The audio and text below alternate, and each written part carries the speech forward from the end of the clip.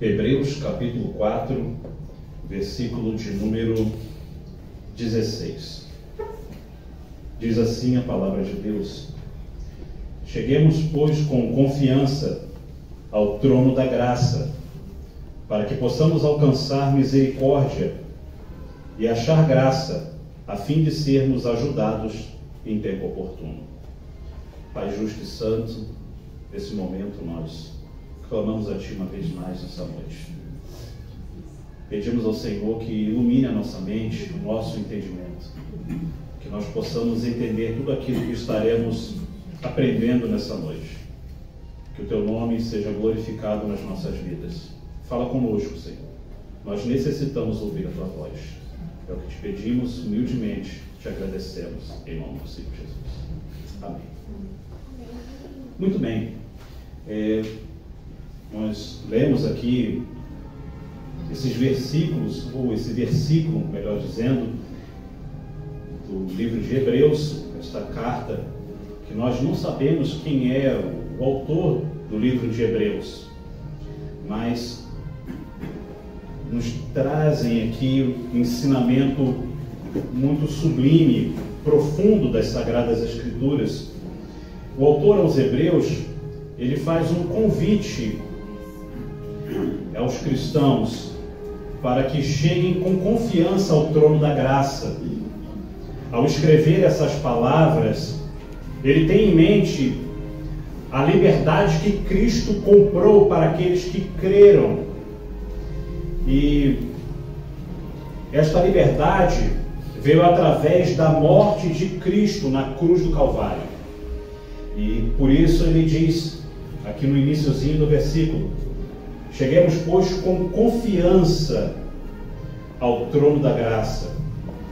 Essa confiança, ela foi dada por Cristo.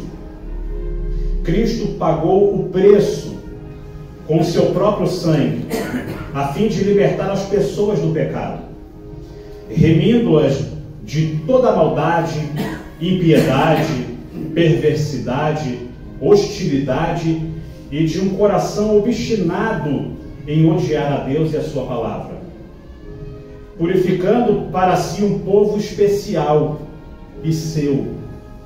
Em Mateus capítulo 20, versículo 28, está escrito assim: Bem como o Filho do Homem não veio para ser servido, mas para servir e dar a sua vida em resgate de muitos.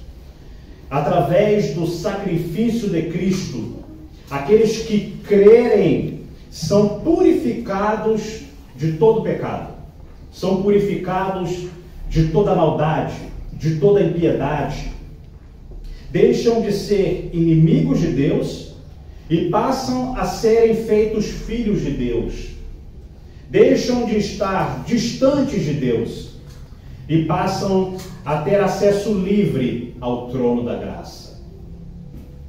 Mas nem sempre foi assim. Hoje nós temos esse acesso livre, mas no passado, no Antigo Testamento, era um pouco diferente. O que nós chamamos de trono da graça, o que o autor aos Hebreus chama aqui de trono da graça, no passado era chamado de propiciatório. E no Antigo Pacto, no Antigo Testamento, o propiciatório era a tampa da Arca da Aliança. Existia uma arca chamada Arca da Aliança. Dentro desta Arca da Aliança existiam as tábuas da lei que Deus deu a Moisés. Existia a vara de Arão que floresceu. E existia um pote de maná guardado dentro da Arca da Aliança. Essa Arca da Aliança também era chamada de Arca do Testemunho, porque ela continha dentro dela os 10 mandamentos, a lei de Deus, o testemunho de Deus. E essa arca, ela ficava no período do tabernáculo, quando eles estavam no deserto, ficava no lugar chamado Santo dos Santos. E também no templo, quando foi feito o templo em Jerusalém, também tinha esse local chamado Santo dos Santos. nos tempos de Jesus, a arca não estava mais lá no Santo dos Santos. Ela se perdeu com o passar do tempo, a arca desapareceu. Mas o santo lugar, o Santo dos Santos, continuava lá com um véu. Era colocado um véu para que as pessoas não ultrapassassem a este santo lugar. E é interessante que o Santo dos Santos era como se fosse a sala do trono de Deus. E por isso existia uma série de exigências para que ele se entrasse dentro do Santo dos Santos. E o Senhor se encontrava de forma mais íntima e pessoal com o seu povo, e no Santo dos Santos, no santo lugar, aquele local onde a arca se encontrava. E esse encontro acontecia através do sumo sacerdote. O sumo sacerdote tinha que ir uma vez por ano na festividade chamada Yom Kippur. Uma vez por ano ele ia fazer a expiação pelo pecado, e ele representava todo o povo, toda a nação de Israel. E uma vez por ano ele ia então fazer a expiação pelo pecado, e ele fazia um sacrifício. Ele colocava a mão sobre um animal, poderia ser um cabrito, uma ovelha, e ele colocava a mão sobre aquele animal, simbolizando como se estivesse passando o seu pecado para aquele animal.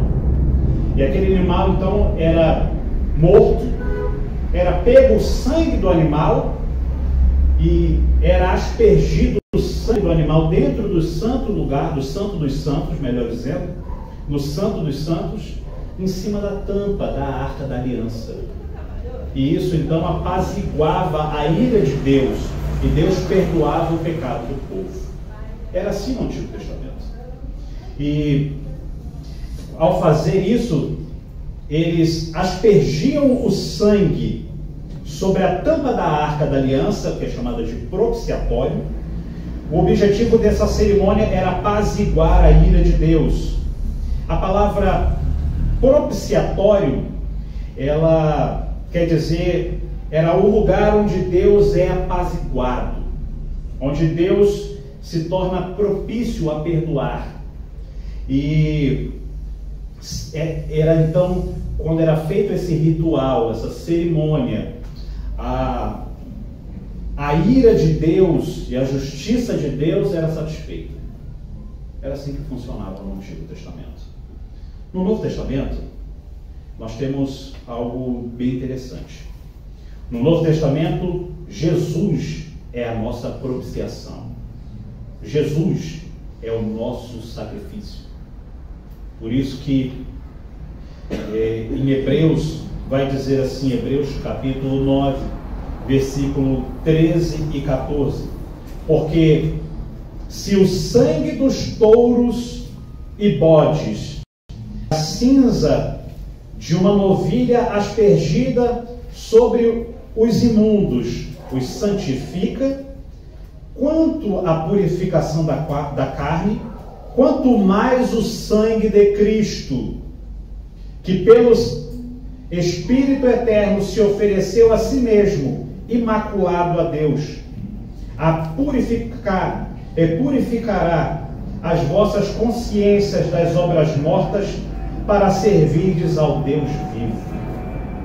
Então, o autor aos Hebreus, aqui no capítulo 9, nós estamos lendo aqui o capítulo 4, mas ele fala também um pouquinho no capítulo 9, e ele faz essa comparação.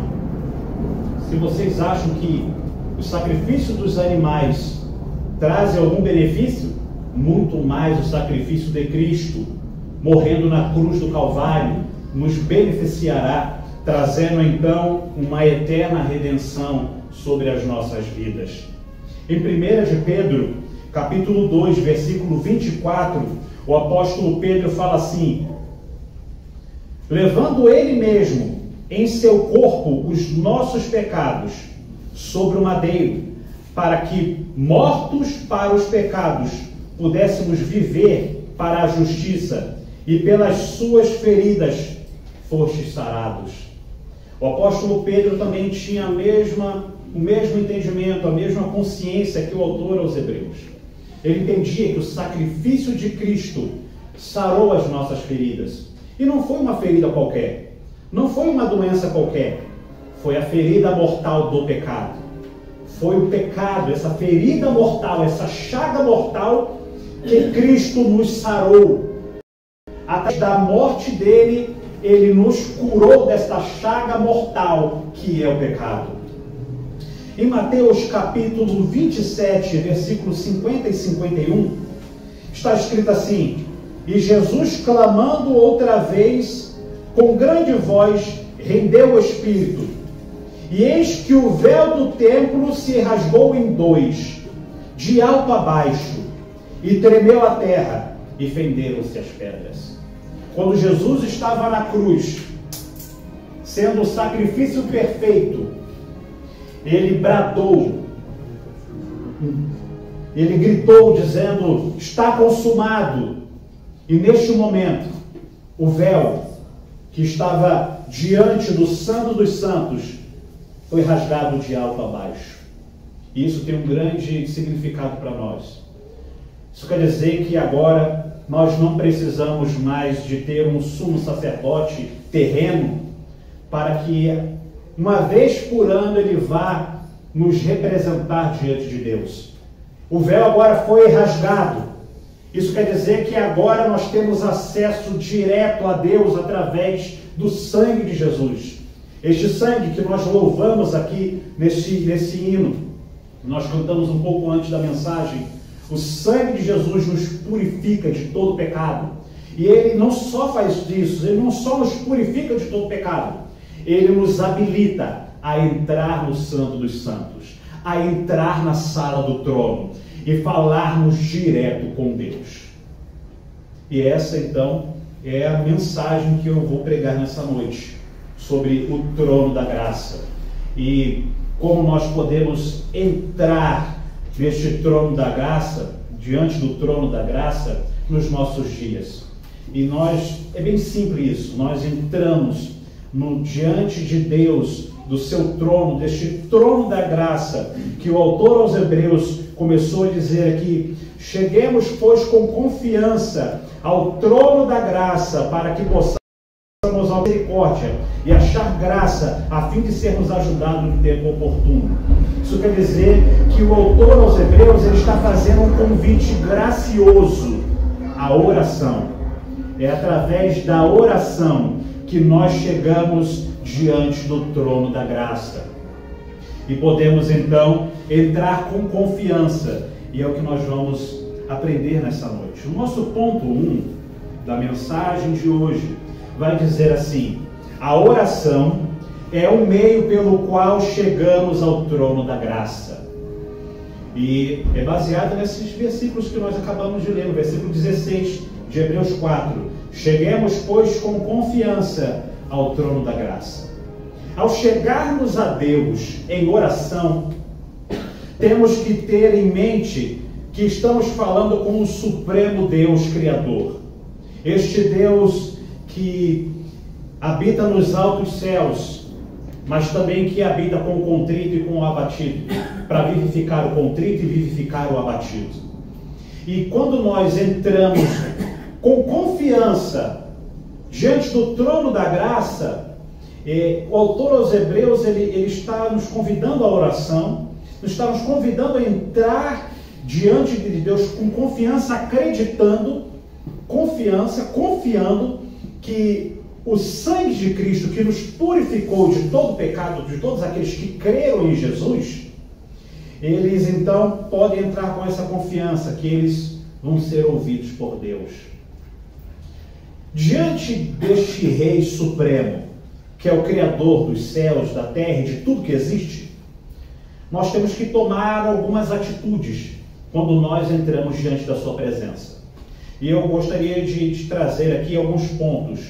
Primeiro ponto que nós devemos ter ao entrar na sala do trono, ao entrar no Santo dos Santos, ao entrar com confiança ao trono da graça, nós primeiro precisamos entrar diante da presença de Deus com reverência. Reverência é um dos pontos fundamentais para que nós possamos entrar diante da presença de Deus. O reverente, ele é diferente do irreverente. O irreverente é aquele que não tem reverência, aquele que não tem respeito. Esse é o irreverente. O reverente é aquele que demonstra respeito e humildade diante de Deus. É também chamado nas piedoso. Este é o piedoso, é o pio. A palavra piedoso vem de pio. Essa palavra piedoso é esse homem que é reverente.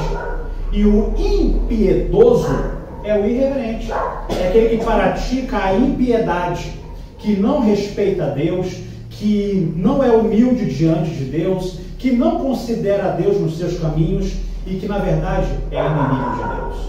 É o ímpio, o irreverente. Por isso que nós, ao entrarmos diante da presença de Deus, devemos entrar com reverência, com humildade e com respeito. O segundo ponto, para que possamos entrar diante da presença de Deus, nos achegarmos com confiança ao trono da graça, nós devemos entrar com submissão. E essa palavra nos nossos dias é uma palavra que é rejeitada pelas pessoas.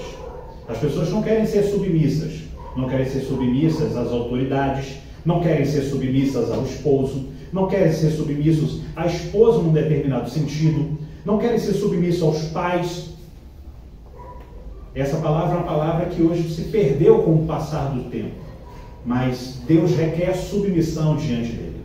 A palavra submissão, ela tem o seguinte significado: é uma disposição para obedecer, uma disposição para aceitar uma situação de subordinação, é uma disposição de docilidade e uma disposição de obediência.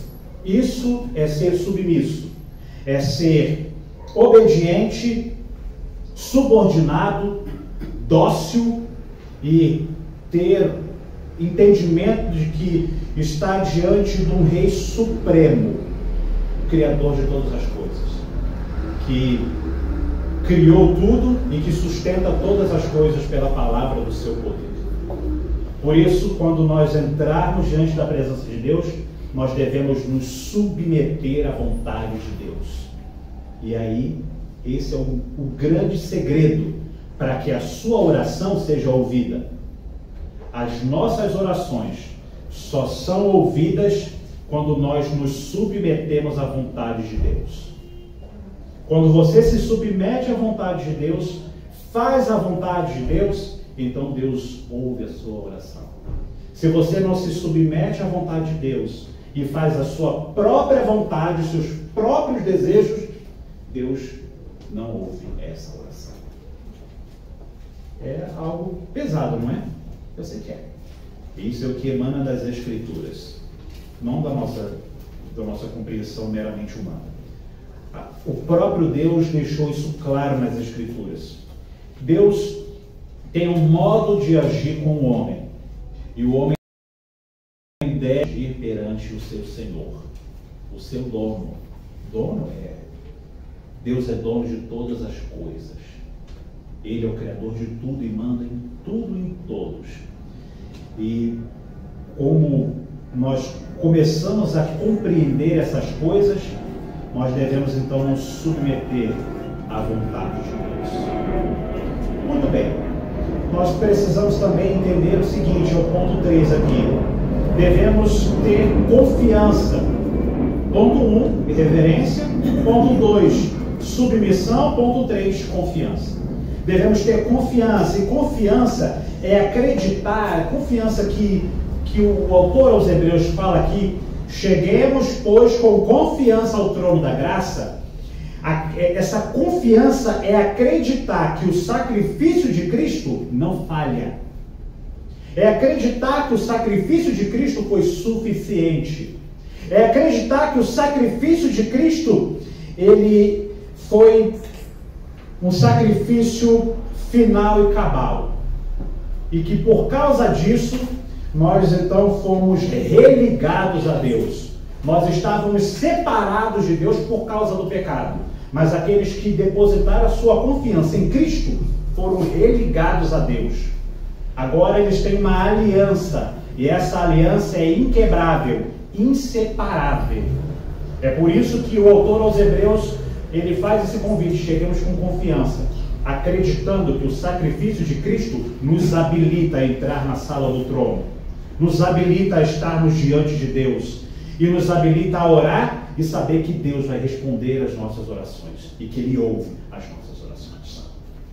Acreditar que o sacrifício de Cristo não falha e que Ele nos purificou. Aqueles que creram em Jesus foram purificados por completo dos pecados. Aqueles que creram em Jesus, eles continuam sendo pecadores. Nós continuamos pecando todos os dias. Porém, a diferença é a seguinte: é que a culpa do nosso pecado foi paga na cruz do Calvário. Aquele que crê em Jesus não tem mais a culpa sobre o pecado, sobre ele. Isso quer dizer que o juízo de Deus, a ira de Deus não está mais sobre essa pessoa. Lembra que no Antigo Testamento era feito um ritual para que eles pudessem entrar no Santo dos Santos? Agora o ritual não precisa mais. Já foi feito na cruz do Calvário. E aqueles que creram pela fé, receberam então a justiça de Cristo, receberam a santidade de Cristo, porque ninguém pode ver a Deus se não for santo. Ninguém pode entrar na presença de Deus se não for santo.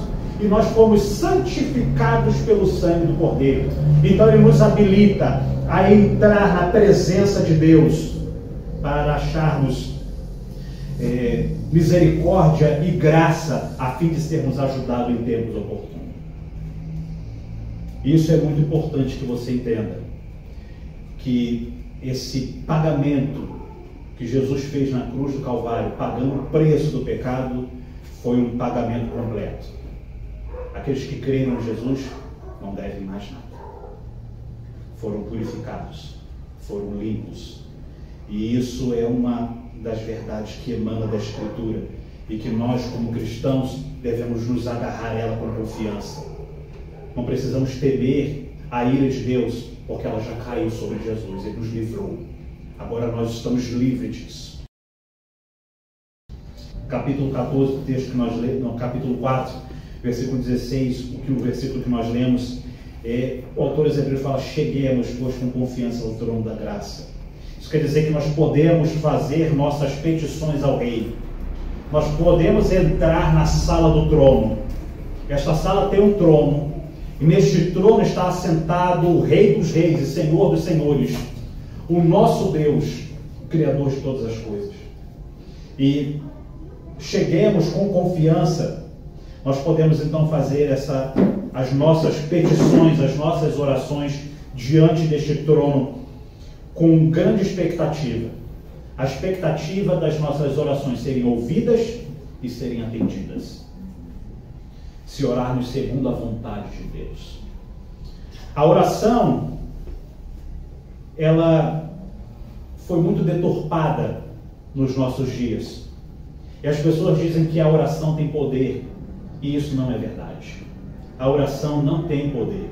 A oração é uma ferramenta que o crente utiliza para chegar até Deus, que tem todo o poder. É Deus quem tem todo o poder. A oração é uma mera ferramenta. Então, se eu disser que a oração tem poder, eu estou atribuindo à oração o poder que é de Deus. Eu não posso fazer isso. Você tem que entender que a oração não tem poder, mas a oração te habilita a chegar ao dono de todo o poder, que é o nosso Deus. E a oração não tem poder. Deus é quem tem todo o poder para responder às nossas orações, para atender às nossas orações segundo a vontade dele.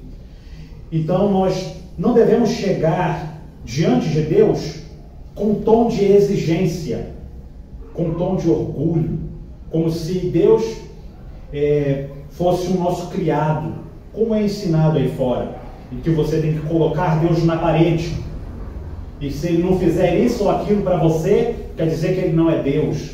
Isso é uma heresia. Isso é não ter reverência. Isso é ser ímpio, é ser irreverente. Talvez você já ouviu isso por aí afora. E isso não é o que emana nas Escrituras, não é o que nós encontramos na Bíblia, não é o que a Bíblia nos ensina. A Bíblia nos ensina que nós devemos chegar com humildade e orarmos a Deus com confiança no sacrifício de Cristo. Como nós não podemos tratar como se Deus tivesse obrigação de nos ouvir e de nos atender. Ele não tem essa obrigação. Ele é Deus. Ele faz o que Ele quer, a hora que Ele quer, quando Ele quer, do jeito que Ele quer. É importante que você entenda isso. Eu estou aqui trazendo para você algumas das características de Deus que foram perdidas com o passar do tempo. O evangelicalismo brasileiro, que nós vemos nos nossos dias, fez com que as pessoas acreditassem num Deus falso. Num Deus que é como se fosse um Papai Noel, que você faz um pedido, escreve uma cartinha e coloca aquela cartinha e realiza todos os seus desejos. Não é esse o Deus que nós vemos na Bíblia. O Deus que nós vemos na Bíblia é o Deus Supremo, Todo-Poderoso, o Senhor dos Exércitos, um general de guerra que não se submete a ninguém. É Ele que está no comando de todas as coisas. E sabendo de tudo isso, como podemos nos aproximar do trono de Deus? Eu já falei que foi através da oração. Nós podemos nos aproximar através da oração. Como é que essa oração deve ser feita? A oração ela é feita da seguinte forma, com palavras simples. Primeira coisa que você deve saber, você quer orar a Deus? Quer ter comunhão com Deus? Fale com Deus de forma simples.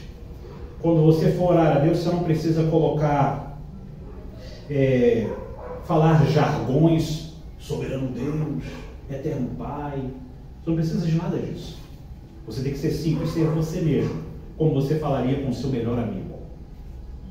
É claro que você está falando com o rei, e ele merece toda a reverência, mas você, que creu em Jesus, foi habilitado para entrar no Santo dos Santos. Agora você é amigo de Deus. E eu digo mais, aqueles que creram em Jesus foram feitos filhos de Deus. Então você deve falar com Deus como você fala com seu pai.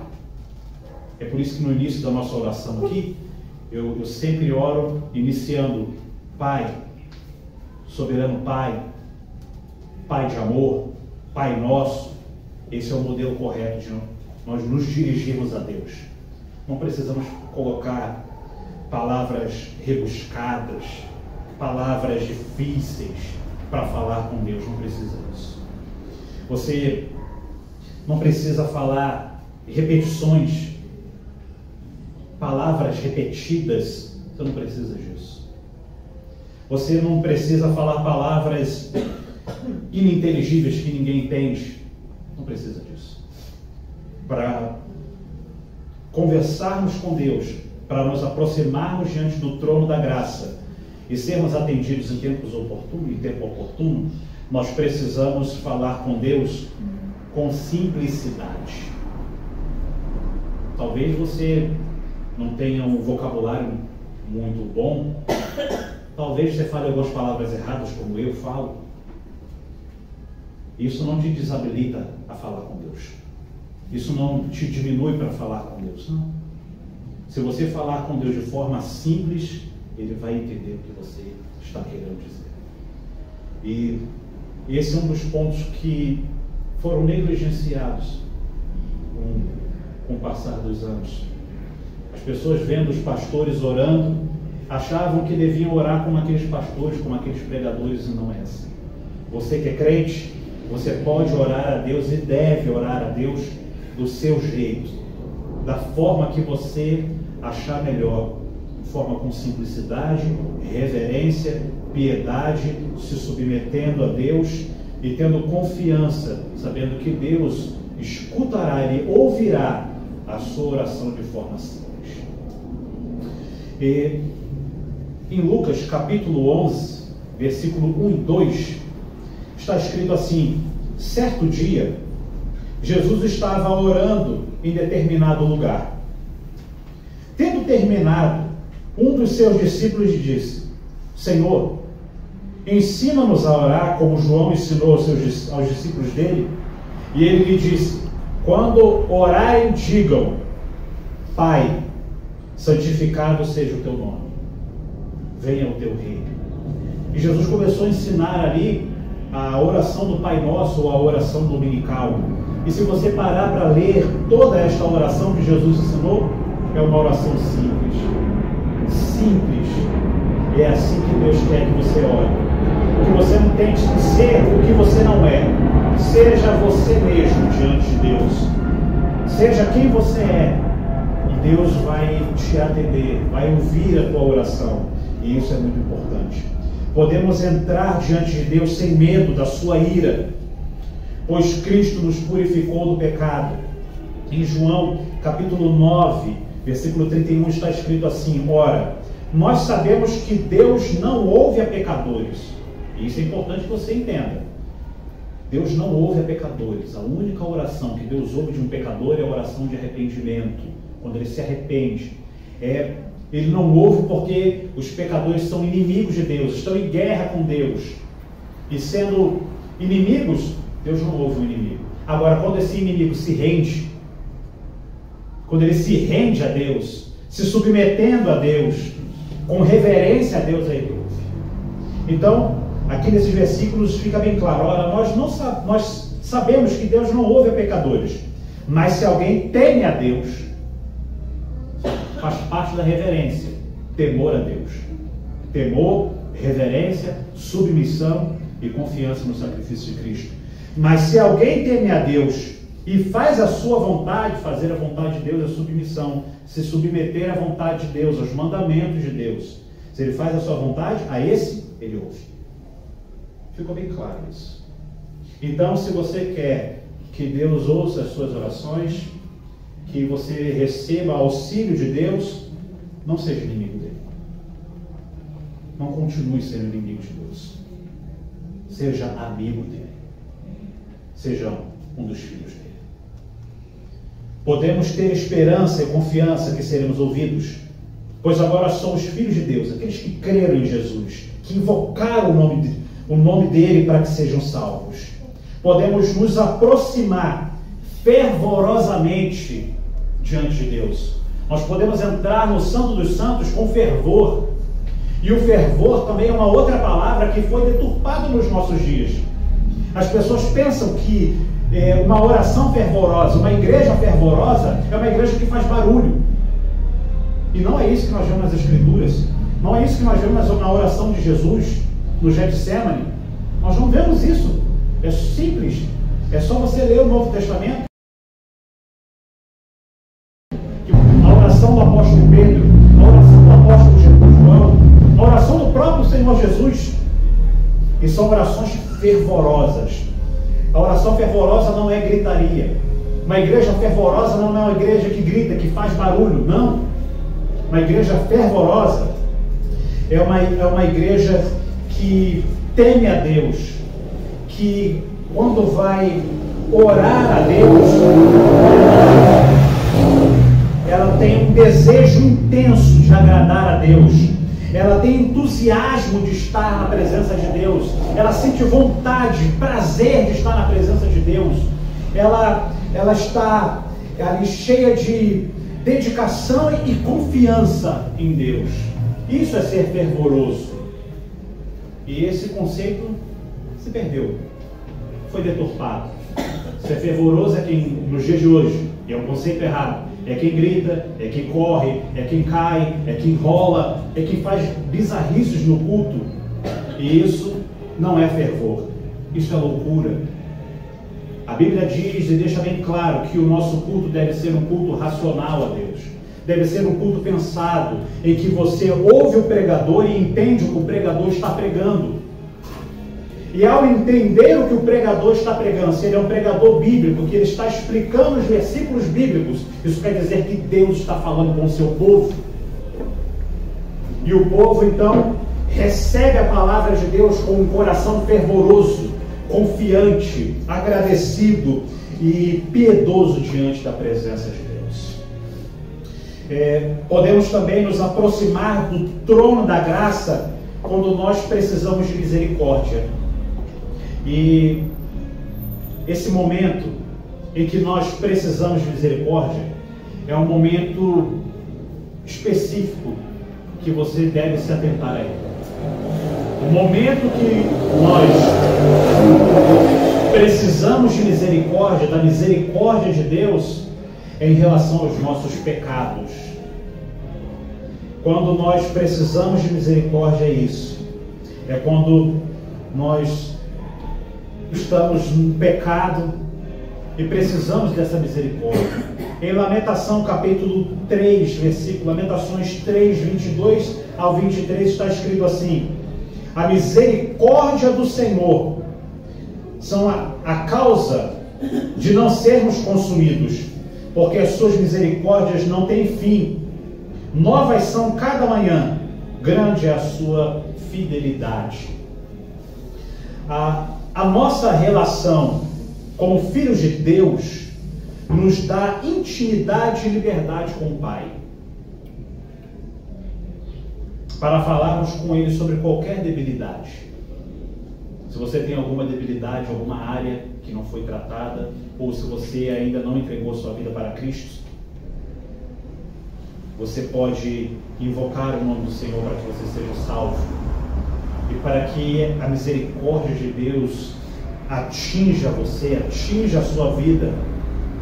E essa misericórdia, ela é imprescindível e ela nos habilita a sermos filhos de Deus.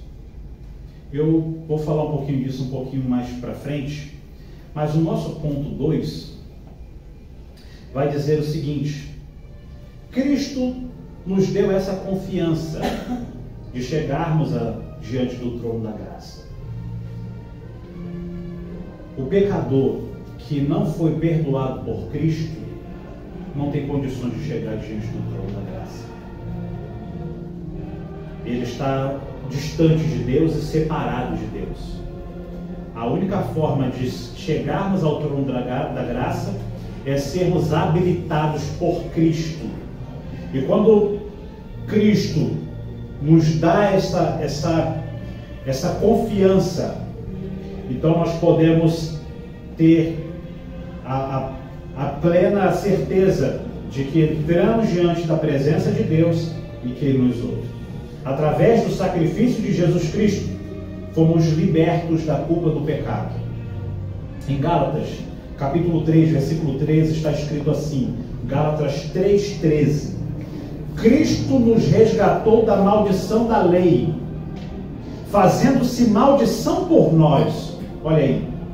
Porque está escrito: maldito todo aquele que for pendurado no madeiro. Ele se fez maldição por nós. Nós que deveríamos estar naquela cruz. Nós que deveríamos receber a ira de Deus. Mas Ele recebeu no nosso lugar. E por isso Ele nos habilitou a entrar na presença de Deus. Através do sangue de Cristo, nossos pecados foram perdoados. O propiciatório está borrifado com o seu sangue. Lembra da tampa da arca? Onde era aspergido o sangue da vítima? Pois é isso que Jesus fez na cruz do Calvário. O seu sangue derramado foi a nossa propiciação. Ele fez com que Deus, o Pai, fosse propício a nós, ou seja, propício a nos perdoar, fosse bondoso e amoroso e nos perdoasse os nossos pecados. Em Efésios 1:7 está escrito assim: em quem temos a redenção pelo seu sangue, a remissão das ofensas, segundo as riquezas da sua graça. A palavra redenção quer dizer libertar alguém da escravidão ou da prisão pelo pagamento de um resgate ou de algum preço que foi pago. Então nós devemos louvar a Deus por esta tão grande redenção. Nós fomos, através do sacrifício de Cristo, nós fomos livres da ira condenatória de Deus. O juízo final não vai recair mais sobre aqueles que creram. Que são da lei moral. Nós não estamos mais debaixo da lei de Moisés. Nós somos livres disso. Nós fomos libertos do poder deste mundo. Aqueles que creram em Jesus, no momento em que eles creram, eles foram batizados com o Espírito Santo. O Espírito Santo de Deus, nós recebemos o Espírito Santo de Deus no momento em que cremos, é no momento da conversão. Não é uma segunda bênção que nós temos que buscar, temos que suar a camisa, temos que ralar para conquistar o batismo com o Espírito Santo. Não. O Espírito Santo de Deus é dado a todos aqueles que creram. Se você creu, o Espírito Santo de Deus habita em você. E por causa disso, o Espírito Santo de Deus, ele vai livrar você do poder deste mundo, do poder da concupiscência da carne, do poder da concupiscência dos olhos e da soberba da vida. O Espírito Santo, que habita dentro dos crentes, capacita eles a serem santos, a fugirem do pecado. É o processo da santificação. E nós fomos libertos do cativeiro de Satanás. Todos aqueles que são inimigos de Deus são servos do diabo. Estão cativos por Satanás. E aqueles que creram em Jesus foram libertos do cativeiro de Satanás. Nós também, aqueles que creram, foram libertos do domínio do pecado. Isso quer dizer que o pecado não vai te dominar mais. Agora quem vai dominar você é o Espírito Santo de Deus, que habita dentro do crente. Em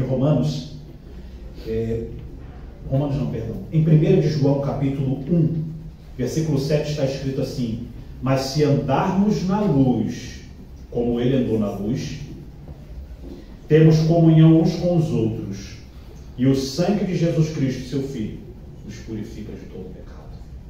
Nós fomos livres do aguilhão da morte. Nós fomos reconciliados a Deus e agora fazemos parte do corpo de Cristo, o corpo místico de Cristo, que é a igreja. É por isso que nós estamos aqui nos reunindo. Nós não podemos ser crentes sozinhos na nossa casa, o desigrejado. Um crente sozinho não existe. Isso é uma estratégia do diabo. É só você ver aqueles documentários, como é que o lobo ele faz para pegar uma matilha de qualquer outro animal que ele quer, uma presa. Ele isola aquele animal. Então, um crente isolado é uma presa fácil para os lobos. Nós precisamos estar na igreja, juntos, aprendendo uns com os outros, tendo comunhão uns com os outros. E é por isso que o apóstolo Pedro falou isso aqui: mas se andarmos na luz como ele está na luz, temos comunhão uns com os outros. É importante ter a comunhão com seus irmãos. Comunhão é algo imprescindível para a vida cristã. O cristão não vive sozinho, andando sozinho. O cristão deve ter comunhão uns com os outros. Isso vai demonstrar que você é da luz, que você não é das trevas. Quem é da luz busca andar na luz com quem é da luz. Quem é das trevas oculta os seus pecados e tenta se afastar da luz cada vez mais, se distanciando da luz. E é por isso que nós precisamos andar na luz. Andar na luz é andar sendo iluminado pela palavra de Deus. Quando você se aproxima das Escrituras, você começa a andar na luz. As trevas são dissipadas e você passa então a ter o pleno conhecimento da verdade. Conhecereis a verdade e a verdade vos libertará. Aqueles que foram libertos das trevas andam na luz, andam em comunhão, andam em harmonia com a igreja e com Deus. Nós fomos também libertos da condenação eterna. Como eu falei, o sacrifício de Cristo nos libertou dessa condenação. Todos os seres humanos pecaram e destituídos estão da glória de Deus. Quer dizer que todos pecaram e estão separados de Deus. Através de Cristo nós somos religados, temos a comunhão. E por causa que agora temos comunhão, fazemos parte, aqueles que creram em Jesus, fazem parte da família de Deus, então eles foram livres da condenação da morte eterna. E isso é muito importante que você entenda. Não existe somente a morte física, existe a morte espiritual. A morte física é a morte do corpo físico, mas depois da morte precede-se o juízo de Deus. Aquelas pessoas que morrerem no seu pecado, sem o perdão dos pecados, sem o perdão de Deus, essas pessoas vão ser então julgadas e condenadas e lançadas no lago de fogo. É a segunda morte. Está em Apocalipse, capítulo 20, versículo 11 em diante. É a segunda morte. Se você achava que o inferno era algo ruim, e é muito ruim realmente, pior que o inferno é o lago de fogo. Apocalipse, capítulo 20, versículo 11. E vi um grande trono branco, de cuja presença fugiu os céus e a terra. E vi também os mortos, grandes e pequenos, e vi os livros sendo abertos, e também vi o livro da vida sendo aberto. E todo aquele que não foi achado o seu nome escrito no livro da vida, foi lançado no lago de fogo. Essa é a segunda morte. Então isso quer dizer que o lago de fogo é pior do que o inferno. E nós, aqueles que creram em Jesus, que invocaram o nome dele para que sejam salvos, foram livres disso. Nós podemos morrer no corpo físico, mas a alma do homem, ela é imortal. A alma do homem não morre. A alma de Deus é eterna, porque esse é um dos atributos de Deus, eternidade. O homem não é eterno, nem a alma do homem. A alma do homem é imortal. E sendo imortal quer dizer que ela não morre. Isso quer dizer que quem for lançado no lago de fogo vai sofrer sem fim um juízo eterno. E isso é algo que deve vir à sua mente. Será que eu sou inimigo de Deus ou sou filho de Deus? Será que eu fui liberto realmente disso, desse juízo que a Bíblia deixa bem claro? Ou eu estou sobre essa condenação sobre a minha cabeça? Em João, capítulo 3, o Senhor Jesus diz assim, João 3,16, é o versículo áureo, o versículo de ouro das Escrituras. Porque Deus amou o mundo de tal maneira que deu seu Filho único, para que todo aquele que nele crê não pereça, mas tenha vida eterna. Todo mundo conhece esse versículo. Mas os versículos posteriores dizem assim: quem crê será salvo. Quem não crê já está condenado. É um versículo que você deve ter em mente também. Será que essa condenação está sobre você? Eu espero que não. Se está, que você se arrependa do seu pecado. A única forma de sair deste juízo, ter comunhão com Deus, confissão de pecados, do arrependimento. Arrependam-se dos seus pecados. É isso que Jesus pregou, os apóstolos. Essa é a pregação do Evangelho verdadeiro. Arrependei-vos e crede no Evangelho. Cristo nos justificou na sua morte. Através da morte dele, ele nos justificou. Isso quer dizer o quê? Quer dizer que ninguém é justo. Nenhum homem é justo. Todos são pecadores. Nós fomos justificados pelo sacrifício dele. E isso é importante que você entenda. A justificação. Isso quer dizer que nós não podemos entrar diante da presença de Deus, como eu falei, com soberba, porque nós não somos justos. Somos justificados por ele. E quando nós estivermos diante da presença de Deus, nós temos que ter aquilo em mente que eu falei, ter uma mente de submissão, reverência e confiança no sacrifício de Cristo. Nós podemos chegar com confiança diante do trono quando nós estivermos fracos e vacilantes, quando nós estivermos sofrendo por causa do pecado. Nós podemos chegar diante do trono de Deus para sermos fortalecidos.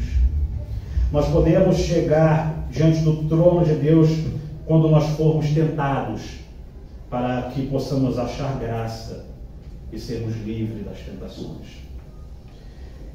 O pregador Charles Spurgeon, ele falou da seguinte forma: quando Deus promulga leis, está num trono legislativo, está legislando. Quando aplica essas leis, está num trono governamental, está governando. Quando prova as suas criaturas por essas leis, ele está num trono de julgamento, julgando o pecador. Mas quando recebe petições e dispensa favores, ele está num trono de graça. E é isso que o autor aos Hebreus quer nos indicar. É isso que o autor aos Hebreus, no versículo que nós lemos, versículo 16, do capítulo 4, ele está indicando que Deus está num trono de graça e ele quer ser visto num trono de graça. Ele quer que você reconheça que ele é um rei assentado num trono de graça e que a porta da graça está aberta para todos aqueles que creram em Jesus. E ele quer que os seus escolhidos entrem na sala do trono e falem com ele face a face. É por isso que o autor dos Hebreus vai falar isso aqui. Cheguemos, pois, com confiança ao trono da graça, para que possamos alcançar misericórdia e achar graça, a fim de sermos ajudados em tempo oportuno. Deus quer que entremos diante do trono da graça, que tenhamos comunhão com Ele.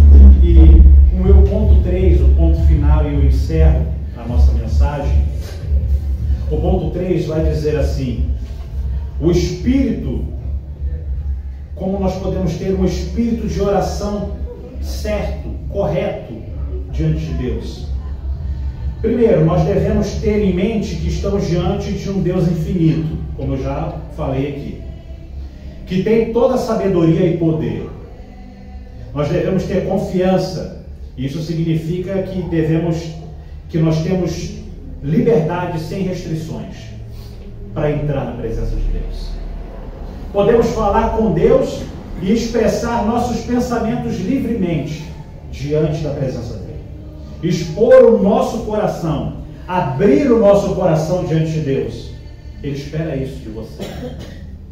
Você que creu em Jesus, ele espera isso de você. E você que não creu em Cristo, que ainda está distante de Deus, ele espera que você se arrependa dos seus pecados e invoque o nome do Senhor para que seja salvo. Ele espera que nós falemos de nossas dores, necessidades, angústias. Deus quer ser o nosso melhor amigo, um amigo de confiança. Nós podemos chegar com confiança e falar com Ele os nossos segredos, porque Ele não vai contar para ninguém. Ele não vai nos defamar. Deus é fiel e por causa da sua fidelidade nós podemos ter confiança nele, que Ele vai nos ouvir e que nós podemos falar todas as nossas necessidades, aflições e angústias.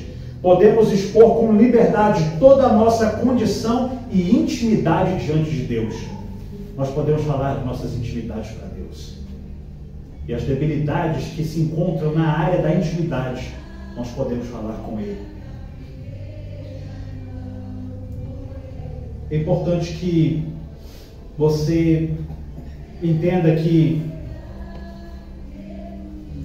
Deus rejeita orações com frases frias. Como eu já falei, Ele não gosta de repetições, frases sendo repetidas, como muitas pessoas fazem, um mantra, uma reza. Ele não gosta disso. Ele rejeita esse tipo de oração. Em Mateus capítulo 6, versículo 7 e 8 está escrito assim: e orando, não useis de vãs repetições, como os gentios, que pensam que por muito falarem serão ouvidos. Não vos assemelheis, pois, a eles, porque o vosso Pai sabe o que vos é necessário, antes de vos o pedirdes. Isso quer dizer que antes de você abrir a boca para falar alguma coisa com Deus, Ele já sabe o que você vai pedir. Ele já sabe o que você necessita. Mas mesmo sabendo de tudo que você precisa, Ele quer que você ore, que você fale com Ele, porque Ele é um Deus pessoal. Ele quer ter comunhão com os seus filhos. É importante que você entenda isso. Nós devemos buscar a misericórdia de Deus, porque se nós não buscarmos a misericórdia de Deus, nós não seremos ouvidos. Em Provérbios, capítulo 28, é o último versículo que eu vou ler. Provérbios 28, versículo 13, vai estar escrito assim: o que encobre as suas transgressões, os seus pecados, aquele que encobre, nunca prosperará. Mas o que confessa e deixa o pecado, alcançará misericórdia. Esse é o ponto essencial para que você entenda como ter comunhão com Deus, como se achegar diante do Santo dos Santos, para que você possa entrar na sala do trono, no Santo dos Santos, e falar com Deus face a face. Primeiro você deve confessar os seus pecados. Primeiro você deve confessar e deixar o pecado, deixar a prática pecaminosa. E fazendo isso, você alcançará a misericórdia de Deus. Você deve deixar a hipocrisia, o coração endurecido, como o coração de Faraó, como nós lemos aqui em Êxodo, capítulo 8, a nossa leitura de hoje. Você deve deixar a perversidade, você deve deixar o roubo, você deve deixar a imoralidade sexual, você deve deixar o adultério, você deve deixar a sua autojustiça, a sua autoconfiança, você deve deixar a sua insensibilidade com a palavra de Deus. Você deve deixar tudo isso, confessar esses pecados a Deus. Senhor, eu sou um pecador, eu sou uma pessoa com um coração duro, eu sou insensível à sua palavra, mas a partir de hoje eu entendi que eu devo deixar tudo isso, porque senão a ira de Deus estará sobre a minha vida. Eu não quero receber o dano da segunda morte, o juízo eterno. Eu quero entrar no santo lugar, eu quero estar diante do trono da sua graça, eu quero participar das suas bênçãos, participar da comunhão com o Senhor, eu quero participar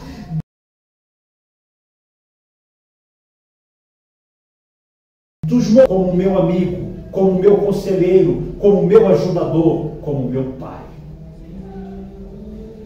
É isso que você deve fazer, para que você possa entrar diante do trono da graça, diante de Deus. E fazendo isso, confessando os seus pecados a Deus, você vai alcançar a misericórdia de Deus. Ou melhor dizendo, a misericórdia de Deus alcançará você. Ela alcançará você. E essa misericórdia de Deus, ela foi personificada na pessoa de Cristo. Quando você está com Cristo, tem uma aliança com Cristo, então você está habilitado por Deus, pelo Filho de Deus, pelo sangue do Cordeiro, a entrar no santo lugar, no Santo dos Santos, ver a presença de Deus na sua vida. Aqueles que não encontraram a misericórdia de Deus para a salvação, não encontrarão a graça de Deus para serem ajudados no tempo oportuno. É importante isso. Eu encerro aqui. Quero encerrar a mensagem. Somente aqueles que receberam a salvação têm o direito de encontrar auxílio, proteção, orientação, o amor de Deus. Pois esses receberam o privilégio de serem feitos filhos de Deus. foram religados ao Senhor através do seu Filho Jesus. Que através dessa mensagem você mude o seu modo de pensar, o seu modo de agir, o seu modo de ver as coisas, que você tenha uma mente renovada pela palavra de Deus e que Deus conceda a oportunidade para que você possa se arrepender dos seus pecados, como essa de hoje. E como é que eu faço então para que eu possa receber a salvação que é em Cristo Jesus? É simples. Você já foi exposto à palavra de Deus. Agora você deve confessar o seu pecado a Deus. Aqui, na oração, quando nós vamos orar no final, ou na sua casa, em qualquer lugar. Você não precisa levantar a mão. Isso é uma decisão sua, no seu coração. E você deve, então, invocar o nome do Senhor para que seja salvo. Como eu invoco o nome do Senhor? É simples. É só fazer uma oração, como eu falei, de forma simples, com as suas palavras, e reconhecer: Senhor, eu sou um pecador.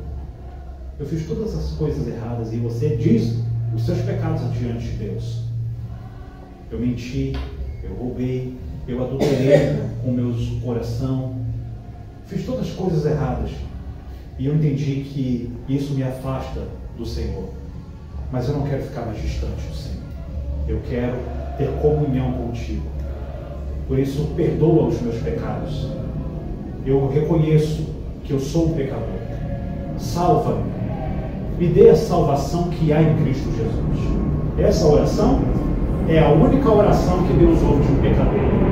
Porque depois que ele fez essa oração sincera, e Deus ouviu essa oração, ele agora faz parte da família de Deus. Ele se torna filho de Deus. Que você se torne filho de Deus. E se você que já é um filho de Deus, que Deus conceda graça a você para sempre estar diante do trono desta graça maravilhosa, em oração, em humildade, em santificação, em reverência, em amor a Deus. Que Deus abençoe. Vamos orar.